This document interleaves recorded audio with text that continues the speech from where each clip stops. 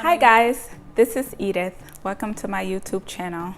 Today I'll be showing you all how I make my Liberian rice bread.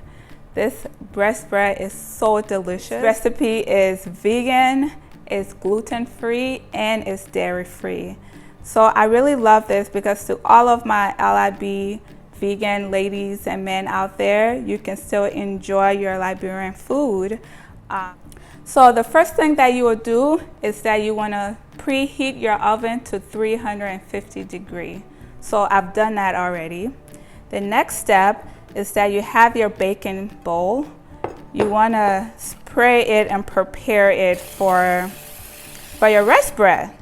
So I like using this avocado spray oil because it's easy for me to just spray it in there instead of using my finger and rubbing it around. The next thing that you guys want to do is to mix all of your dry ingredients together. So in this bowl, I've already have 2 cups of this Farina. It's gluten-free. I have 2 teaspoons of nutmeg. I have 1 teaspoon of baking soda already in here, and I have 1 teaspoon of pink Himalayan salt.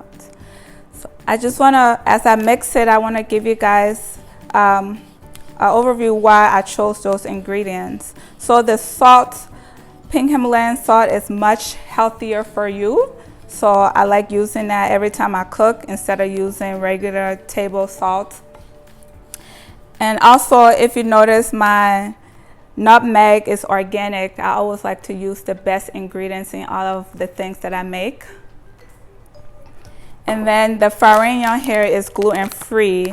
I like this brand especially because I love their how it tastes as a hot cereal, and it's also really great for digestion. Your third step is to mix all of your wet ingredients together. So I've already have about 6 bananas in here. So you use your masher and just mash it up really nicely. And I love to use really ripe bananas because it makes it easier to mash, and also it makes your rice bread sweet.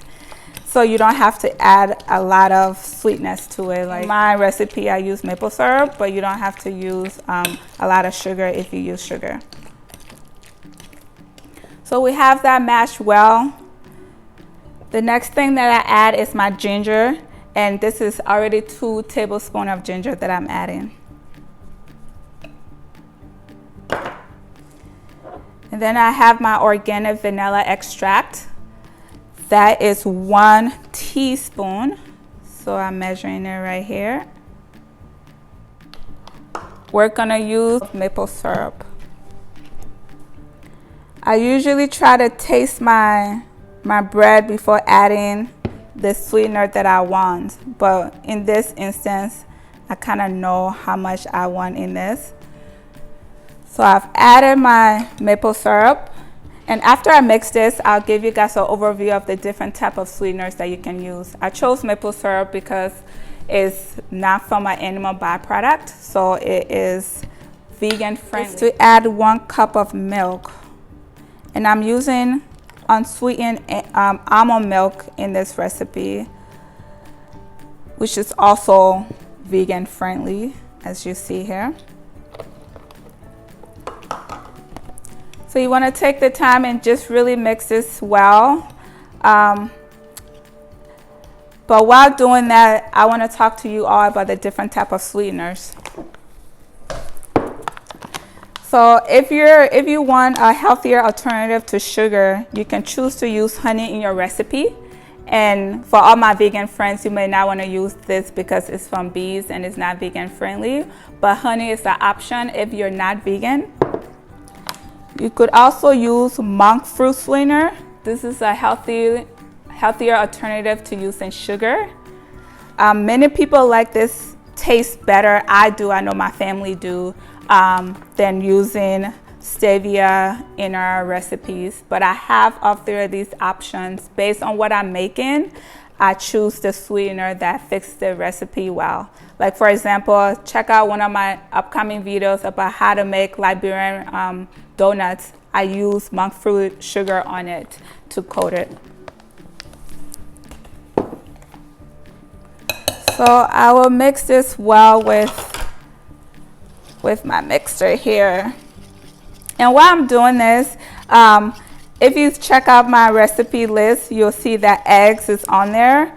And eggs is optional. If you want to add eggs in your recipe, you'll just need to add 2 eggs.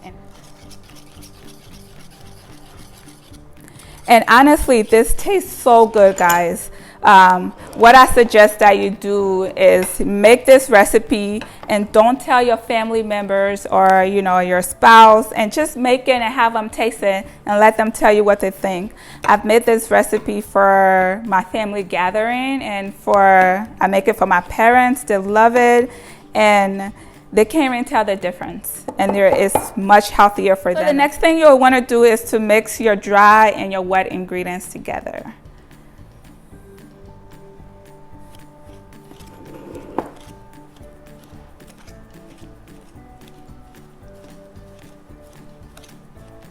Mix my wet and dry ingredients together. The last thing I'll do is to add my half a cup of oil.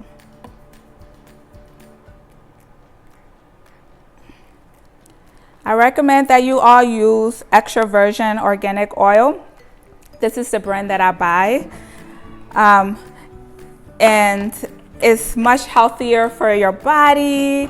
And instead of using the vegetable oils or the other oils out there on the market, I have made this bread before with coconut oil. And I love organic coconut oil in other recipes. But for the purpose of the rest bread, it takes over the taste and the flavor. So I recommend that you do not use coconut oil, but use your organic olive oil, or you can use the avocado oil if you buy it not in the spray can, to use that. I found it tastes better with the rice bread recipe. Now I've mixed all of my ingredients together well.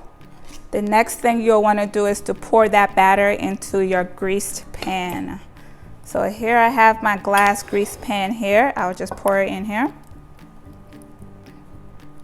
And you want to bake it for 1 hour. And like I said, on 350 degrees.